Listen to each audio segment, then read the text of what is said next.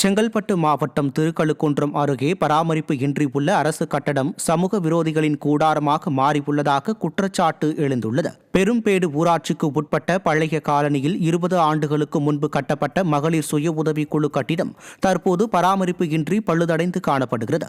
இதை சமூக விரோதிகள் ஆக்கிரமித்து மது அருந்தியும் போதைப் பொருட்களை பயன்படுத்தியும் நாசம் செய்து வருவதாக அப்பகுதி மக்கள் புகார் தெரிவித்தனர். நிர்வாக திறனற்ற விடியா ஆட்சியில் ஏவல் துறை கும்பகர்ண தூக்கத்தில் உள்ளதால் சமூக விரோதிகள் சிறிதும் பயமின்றி நடமாடி குற்ற செயல்களில் ஈடுபட்டு வருவதாக மக்கள் குற்றம் சாட்டினர். நெல்லை மாவட்டம் சீதப்பற்ப நல்லூர் பகுதியில் அருந்து கிடந்த மின்கம்பியை மிதித்த 6 வயது சிறுவன் மின்சாரம் தாக்கி பரிதாபமாக உயிரிழந்தார். சீதப்பற்ப நல்லூர் பகுதியில் சூறைக்காற்று வீசியதில் மின்கம்பி அருந்து கீழே விழுந்து கிடந்ததை தெரியாமல் சிறுவன் மாதேஷ் மிதித்த நிலையில் மின்சாரம் தாக்கி தூக்கி வீசப்பட்டு பரிதாபமாக உயிரிழந்தார். விடியா ஸ்டாலின் ஆட்சியில் மின்கம்பிகளை முறையாக பராமரிக்காததால் மின்கம்பி அருந்து விழுந்ததில் மின்சாரம் தாக்கி சிறுவன் உயிரிழந்ததாக பொதுமக்கள் குற்றம் சாட்டியுள்ளனர். ஈரோட்டில் மழைநீருடன் கழிவுநீரும் கலந்து விளைநிலங்களில் தேங்குவதால் விவசாயிகள் கவலையடைந்துள்ளனர்.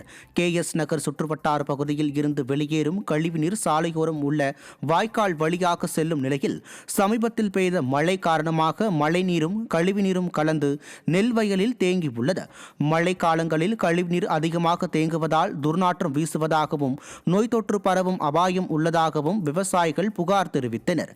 வெற்று விளம்பர மாடல் ஆட்சியில் கால்வாய் முறையாக தூர்வாரப்படாததால் கழிவுநீர் வயலில் தேங்கி நிற்பதாக குற்றச்சாட்டு எழுந்துள்ளது.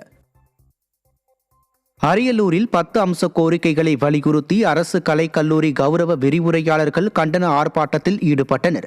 பணி நிரந்தரம் செய்ய வேண்டும், பெண் விரிவுரையாளர்களுக்கு ஊதியத்துடன் கூடிய மகப்பேறு விடுப்பு வழங்க வேண்டும், நிலுவையில் உள்ள ஊதியத்தை உடனடியாக வழங்க வேண்டும், பணிக்காலத்தின் போது இறந்த விரிவுரையாளர்களின் குடும்பத்திற்கு இழப்பீடு வழங்க வேண்டும் உள்ளிட்ட 10 அம்ச கோரிக்கைகளை வலியுறுத்தி விடியா திமுக அரசுக்கு எதிராக கண்டன ஆர்ப்பாட்டம் நடைபெற்றது. அரசு கலைக்கல்லூரியில் நடைபெற்ற இந்த ஆர்ப்பாட்டத்தில் 25க்கும் மேற்பட்ட கௌரவ விரிவுரையாளர்கள் கலந்து கொண்டனர். திருவள்ளூர் மாவட்டம் சோழவரம் அருகே போக்குவரத்து நெரிசலில் நின்றிருந்த ஆவடி மாநகர காவல் ஆணையர் வாகனம் விபத்தில் சிக்கி அப்பளம் போல் நொறுங்கியது.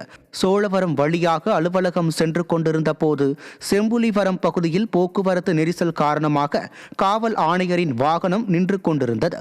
அப்போது பின்னால் அதிவேகமாக வந்த லாரி ஒன்றின் டயர் வெடித்ததில் கட்டுப்பாட்டை இழந்து போக்குவரத்து நெரிசலில் நின்று கொண்டிருந்த வாகனங்கள் மீது மோதியது. இதில் காவல் ஆணையரின் கார் அப்பளம் போல நொறுங்கியது. இந்த விபத்தில் அதிர்ஷ்டவசமாக காவல் ஆணையர் சங்கர் உயிர் தப்பிய நிலையில் அவரின் பாதுகாவலர் மாரி செல்வம் காயமடைந்தார். கடலூர் மாவட்டம் புவனகிரி அருகே சின்ன நெல்லிக்கொள்ளை கிராமத்தில் கடந்த 2 நாட்களாக வெறிநாய்கள் பலரை கடித்து 6 பேர் மருத்துவமனையில் அனுமதிக்கப்பட்டுள்ளனர். பள்ளி மாணவர்கள், சிறுவர்கள், முதியோர் என பல தரப்பினரும் சாலையில் நடமாடவே முடியாத சூழல் ஏற்பட்டுள்ளது. பகலிலும் இரவிலும் மக்கள் வீடுகளில் முடங்கியுள்ளனர். மாவட்ட நிர்வாகத்திடம் முறையிட்டும் நடவடிக்கை எடுக்கவில்லை என குற்றம் சாட்டுகின்றனர்.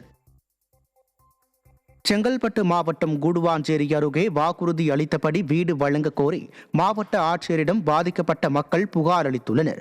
கீரப்பாக்கம் ஊராட்சி விநாயகபுரத்தில் 10க்கும் மேற்பட்ட குடும்பத்தினர் அரசு புறம்போக்கு நிலத்தில் வீடு கட்டி பல ஆண்டுகளாக குடியிருந்தனர். இந்நிலையில் தமிழ்நாடு நகர்ப்புற வாழ்விட மேம்பாட்டு வாரியத்தின் சார்பில் அடுக்குமாடி குடியிருப்புகள் கட்டுவதற்காக அப்பகுதியில் இருந்த வீடுகள் இடிக்கப்பட்டது.